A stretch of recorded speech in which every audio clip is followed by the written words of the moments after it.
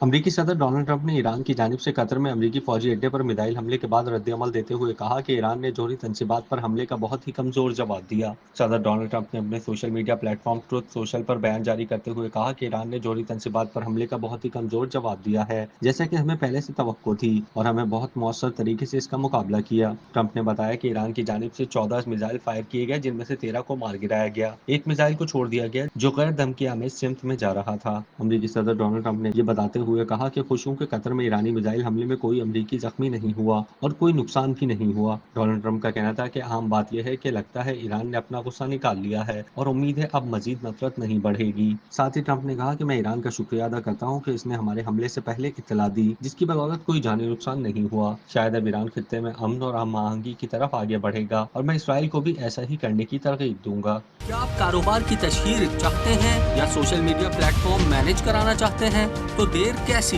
अभी राब्ता करें ओनली न्यूज की टीम से। हमारा कॉन्टैक्ट नंबर आपकी स्क्रीन पर है।